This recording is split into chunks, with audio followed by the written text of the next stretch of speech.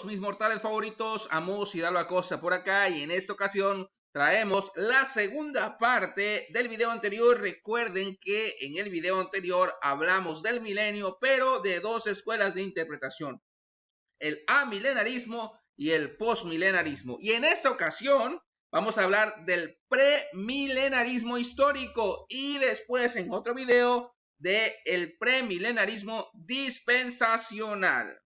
Así que vamos para allá.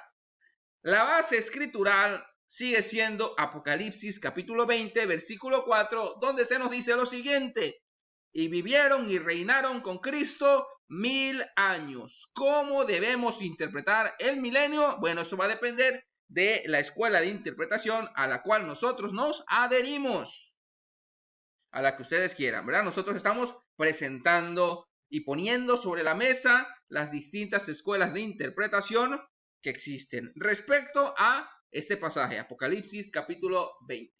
Muy bien, el término premilenarismo, así llanamente, significa que Cristo regresará antes del milenio, premilenio. Muy bien. Y Cristo regresa para establecer su reino terrenal de 1000 años. Muy bien, hay dos formas distintas de premilenarismo. Está el histórico y está el dispensacional. En este video vamos a estar hablando del premilenarismo histórico. Muy bien, hablemos entonces ya de esta postura en sí. El sistema hermenéutico del premilenarismo histórico lo diferencia del dispensacional. Y aquí va una de las diferencias muy marcadas entre estas dos posturas.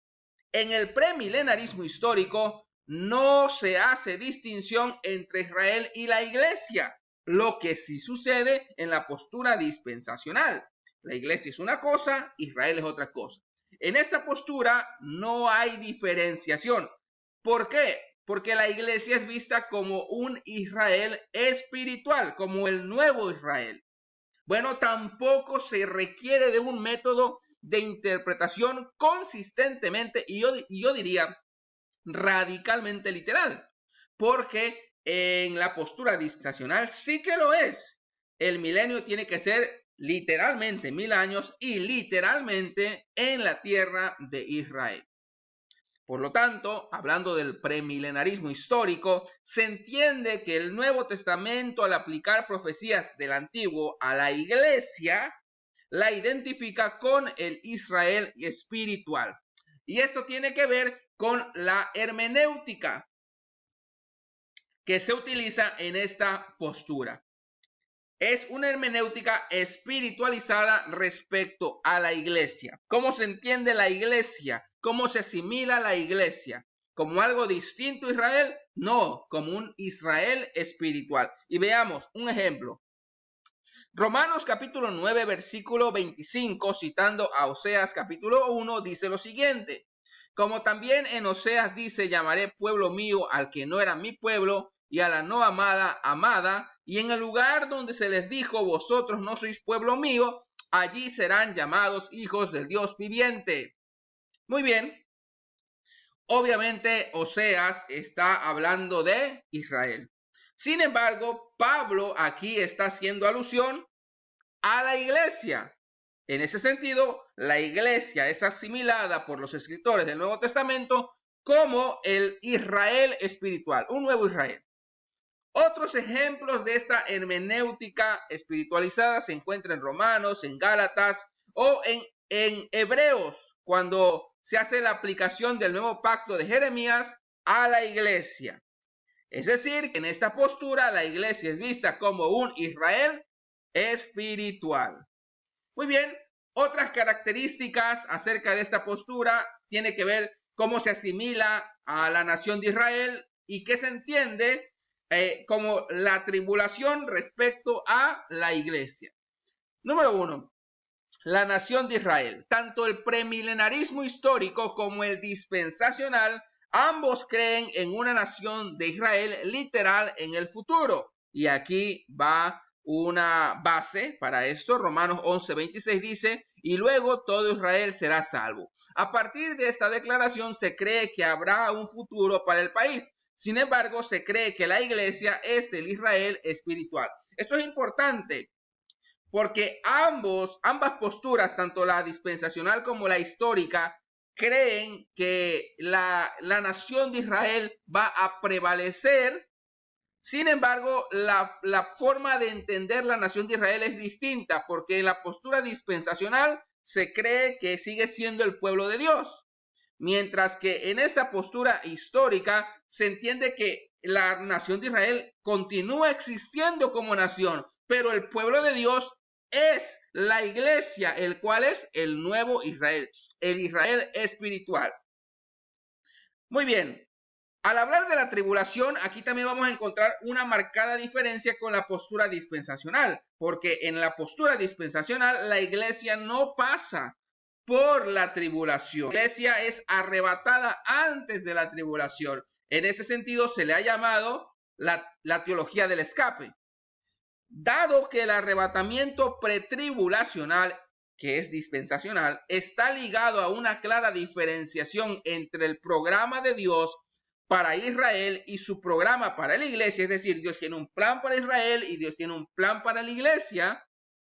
El premilenarismo histórico enseña que la iglesia sí pasará por la tribulación y se afirma que esta era la convicción de la iglesia primitiva.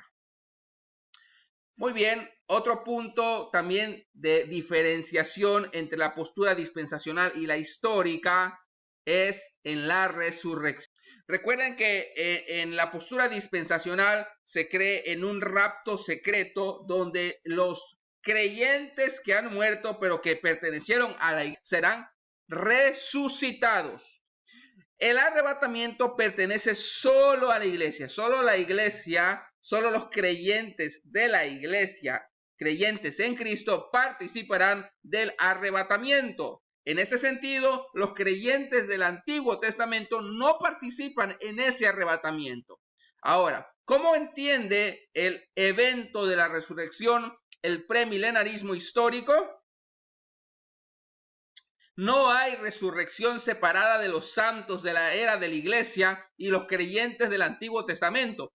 Todos resucitarán al mismo tiempo justo antes del establecimiento del reino de Cristo, es decir, antes del milenio. Esta separación que se da en el dispensacionalismo no existe aquí. Tanto los creyentes del Antiguo Testamento como los creyentes de la iglesia, todos resucitan al mismo tiempo cuando Cristo venga. Solo los muertos incrédulos resucitarán al final del milenio y eso para juicio.